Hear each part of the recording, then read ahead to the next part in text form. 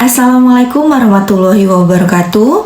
Perkenalkan, nama saya Eka Yuliani dengan NIM 230201010239, Prodi PJJ S1 Manajemen kelas MJ303. Di sini saya akan mempresentasikan hasil ujian akhir semester mata kuliah Manajemen Operasional 1 dengan dosen pengampu Ibu Pustika Ayuningpuri, SE MSIM. Gambaran umum tugas. Tugas ini merupakan presentasi dari tugas terstruktur mata kuliah Manajemen Operasional 1 yang terdiri dari 2 soal, yaitu soal pertama tentang penentuan pola produksi yang paling efisien berdasarkan permintaan penjualan per triwulan dan berbagai komponen biaya dari PT Muzak. Kemudian soal yang kedua adalah tentang manajemen proyek, yaitu menggambarkan jaringan proyek, menghitung slack time, serta menentukan jalur kritis dari suatu proyek pembuatan link produksi. Baik, kita lanjut ke pembahasan soal yang pertama. PT Muzak memiliki data permintaan penjualan per triwulan sebagai berikut. Triwulan pertama dengan permintaan 250 unit, triwulan kedua dengan permintaan 400 unit, triwulan ketiga dengan permintaan 1050 unit, dan triwulan keempat dengan permintaan 450 unit. Perusahaan akan memenuhi penjualan tersebut dengan salah satu alternatif pola produksi sebagai berikut. Yang pertama, pola produksi konstan pada tingkat 500 unit per triwulan. Yang kedua, pola yang bergelombang dengan mengikuti pola penjualan. Lalu pola produksi moderat dengan ketentuan bahwa untuk triwulan 1 dan 2 berproduksi pada tingkat 450 unit, dan kemudian pada triwulan 3 dan 4 berproduksi pada tingkat 850 unit. Informasi biaya dan batasan. Informasi lain yang ada dalam perusahaan adalah sebagai berikut. Yang pertama, kapasitas maksimum 1000 unit per triwulan. Yang kedua, biaya simpan Rp100 per unit per triwulan. Yang ketiga, biaya perputaran tenaga kerja sebesar Rp4.000 untuk setiap kenaikan produksi sebesar 200 unit. Penurunan produksi tidak menimbulkan biaya labor turnover, sedangkan biaya subkontrak sebesar Rp2.000 per unit. Yang keempat, upah lembur sebesar Rp1.000 harus dibayarkan apabila hasil produksi lebih dari 700 unit. Diminta untuk menentukan pola produksi mana yang sebaiknya dipilih oleh perusahaan. Baik, kita mulai ke penyelesaian yang pertama, yaitu pola produksi konstan 500 unit per triwulan. Triwulan 1 permintaan sebesar 250 unit, produksi sebesar 500 unit. Sisa unit yang disimpan adalah 500 dikurangi 250, yaitu 250 unit. Maka biaya simpan adalah 250 unit dikali Rp100, hasilnya adalah Rp25.000. Kemudian pada triwulan 2 permintaan 400 unit, produksi 500 unit. Sisa unit yang disimpan pada triwulan 1 adalah 250, maka biaya simpannya adalah 350 unit dikali Rp100, hasilnya adalah Rp35.000. Kemudian pada triwulan ketiga, permintaan sebesar 1050 unit, produksi adalah 500 unit, kekurangan unit adalah 1050 dikurangi 350 stok triwulan kedua, sama dengan 200 unit, yang harus dipenuhi dengan biaya subkontrak. Biaya subkontrak adalah 200 unit dikali Rp2.000, maka hasilnya adalah Rp400.000. Pada triwulan keempat, permintaan 450 unit dan produksi 500 unit. Sisa unit yang disimpan adalah 500 dikurangi 450, hasilnya adalah 50 unit. Maka biaya simpan adalah sebesar 50 unit dikali Rp100, hasilnya adalah Rp5.000. Total biaya untuk pola produksi konstan adalah biaya simpan pada triwulan 1, 2, dan 4 sebesar Rp25.000 ditambah Rp35.000 ditambah Rp10.000 ditambah Rp5.000, hasilnya adalah Rp65.000. Biaya subkontrak pada triwulan ketiga sebesar Rp400.000, maka total biayanya adalah Rp465.000. Kemudian pola yang kedua adalah pola produksi bergelombang atau mengikuti pola produksi. Pada triwulan pertama, permintaan sebesar 250, maka produksi 250. Biaya simpan adalah 0 karena produksi mengikuti permintaan, jadi tidak ada unit yang disimpan.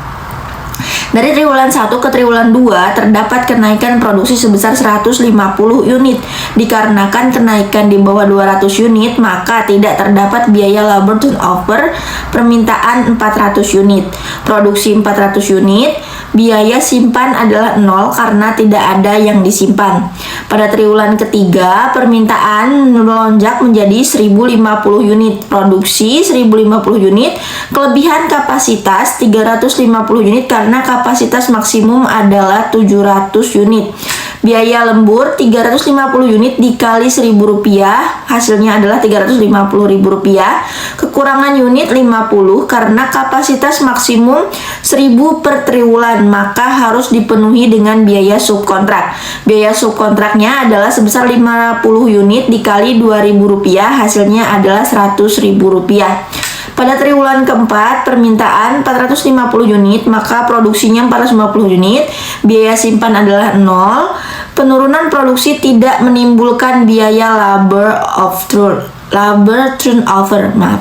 Biaya total untuk pola produksi bergelombang adalah biaya lembur triwulan ketiga sebesar Rp350.000. Biaya lembur triwulan ketiga sebesar Rp350.000, biaya subkontrak triwulan ketiga sebesar Rp100.000, jadi total biayanya adalah Rp450.000. Pola produksi yang ketiga adalah pola produksi moderat, yaitu 450 untuk triwulan 1 dan triwulan 2 dan 850 unit untuk triwulan ketiga dan triwulan keempat.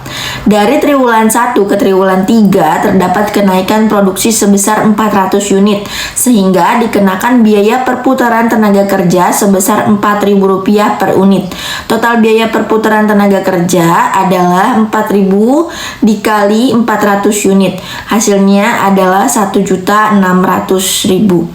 Pada triwulan pertama, permintaan sebesar 250, produksi 400 unit, sisa unit yang disimpan adalah 200 unit, maka dikenakan biaya simpan sebesar 200 unit dikali Rp100, hasilnya adalah Rp20.000.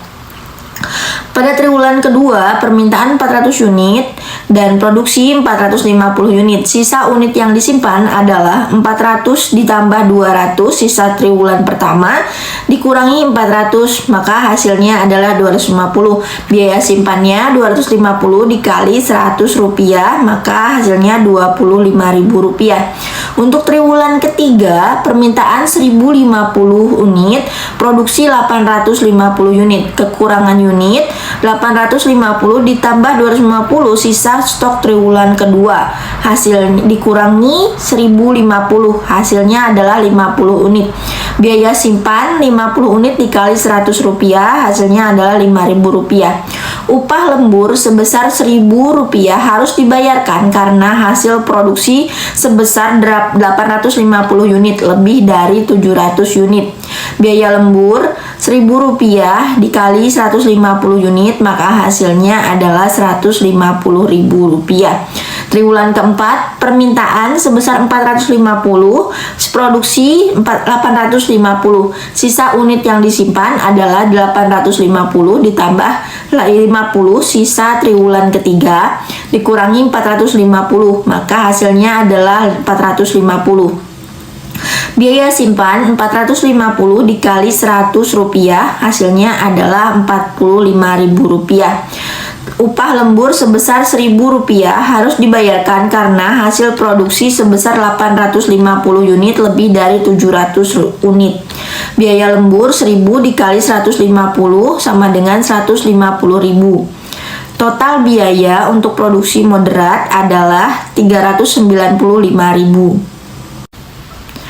Perbandingan total biaya dari ketiga pola produksi ini adalah pola produksi yang pertama dengan pola produksi kontan, total biaya Rp465.000, pola produksi bergelombang, total biaya Rp450.000, pola produksi moderat sebesar Rp395.000. Kesimpulannya, pola produksi moderat lebih efisien karena hanya menghabiskan biaya sebesar Rp395.000 yang lebih kecil dibandingkan kedua pola yang sebelumnya, yaitu pola produksi konstan ataupun pola produksi bergelombang. Kemudian kita lanjut ke soal yang kedua, yaitu manajemen proyek. Soalnya adalah perkiraan waktu untuk proyek pembuatan lini produksi pada sebuah pabrik elektronik di Tangerang adalah sebagai berikut. Kegiatan A, B, C, D, E, F, G, waktunya 6 jam, 7 jam, 5 jam, 6 jam, 5 jam, 8 jam, 4 jam. Pendahulunya adalah A, B, C, B, C, D, E, F. Anda diminta untuk menggambarkan jaringan proyek, hitunglah slack time-nya, dan tunjukkan jalur krisis pada proyeknya. Penyelesaian yang pertama adalah gambar jaringan proyek. Dari data di atas, maka gambar jaringan proyeknya adalah sebagai berikut. Dari gambar jaringan proyek ini dapat kita ketahui bahwa kegiatan A adalah kegiatan pertama yang dimulai tanpa ketergantungan pada kegiatan lain dan memiliki durasi 6 jam. Kemudian kegiatan B dan C dimulai setelah kegiatan A selesai. Kegiatan B memerlukan durasi 7 jam, kegiatan C memerlukan 5 jam. Kedua kegiatan ini tidak saling bergantungan satu sama lain. Kemudian yang ketiga adalah kegiatan D dan kegiatan E adalah kegiatan yang dimulai setelah B dan C selesai. Kegiatan D memerlukan waktu 6 jam, kegiatan E hanya memerlukan waktu 5 jam. Kegiatan F dimulai setelah kegiatan D selesai dengan durasi 8 jam. Kegiatan G dimulai setelah kegiatan E dan F selesai. Kegiatan G adalah kegiatan terakhir yang memerlukan durasi selama 4 jam. Yang kedua adalah perhitungan slack time. Untuk menghitung slack time dan menentukan jalur kritis, kita harus mengetahui dua waktu penting dalam sebuah proyek. Yang pertama adalah early start atau ES, waktu paling awal suatu kegiatan dapat dimulai. Kemudian early finish atau EF adalah waktu paling awal suatu kegiatan dapat selesai. Dan kemudian late start atau LS, waktu paling akhir suatu kegiatan dapat dimulai tanpa mengubah waktu menyelesaikan proyek. Kemudian late finish atau LF adalah waktu paling akhir suatu kegiatan dapat selesai tanpa mengubah waktu penyelesaian proyek. Slack time dihitung dengan rumus slack time sama dengan LF dikurangi EF, atau slack time dihitung dengan LS dikurangi ES. Dari rumus di atas, kita dapat menghitung slack time-nya dengan hasil kegiatan A durasi 6 jam, IS-nya adalah 0, IF-nya 6, LS-nya 0, LF-nya 6, slack time-nya adalah 0. Kegiatan B durasi 7 jam, IS-nya 0, IF-nya 7, LS-nya 4, LF-nya 11, dan slack time-nya adalah 4. Kemudian kegiatan C durasi 5 jam, IS 6 jam, IF-nya 17, LS-nya 11, LF-nya 17, slack time-nya adalah 0. Kemudian kegiatan E durasi 5 jam, IS-nya 11, IF-nya 16, LS-nya 20, LF 25, slack time-nya 9. Kemudian kegiatan F durasi 8 jam, IS 17 jam, IF 25 jam, LS 17 jam, LF 25, slack time-nya 0. Kemudian kegiatan G durasi 4 jam, IS 25 jam, IF 29 jam, LS 25 jam, LF 29 jam, slack time-nya adalah 0. Dari hasil perhitungan slack time tadi, maka kita dapat menggambarkan jaringan proyeknya sebagai berikut ini. Yang ketiga adalah menentukan jalur kritis. Berdasarkan hasil perhitungan jalur kritis pada proyek adalah A. C, D, F, G. Total durasi proyek pada jalur kritis adalah 29 jam. Apabila salah satu kegiatan pada jalur kritis mengalami keterlambatan, maka seluruh proyek akan ikut terlambat. Durasi totalnya dapat kita hitung dengan kegiatan A 6 jam, kegiatan C 5 jam, kegiatan D 6 jam, kegiatan F 8 jam, kegiatan G 4 jam. Maka totalnya adalah 29 jam. Berdasarkan tabel tadi, kita dapat melihat bahwa jalur kritis terdiri dari kegiatan-kegiatan yang memiliki slack time 0. Dari tabel ini, jalur kritisnya adalah A ke C, ke D, ke F, ke G. Ini berarti bahwa kegiatan A, C, D, F, dan G tidak memiliki kelonggaran waktu atau slack time 0. Dan jika suatu dari kegiatan tersebut terlambat, maka proyek secara keseluruhan akan terlambat. Oleh karena itu, perhatian khusus harus diberikan untuk memastikan bahwa kegiatan-kegiatan pada jalur kritis ini diselesaikan sesuai jadwal agar proyek dapat diselesaikan secara tepat waktu. Baik, demikianlah presentasi yang dapat saya sampaikan. Kurang dan lebihnya saya mohon maaf. Saya akhiri. Wassalamualaikum warahmatullahi wabarakatuh. Terima kasih. Audio Jungle.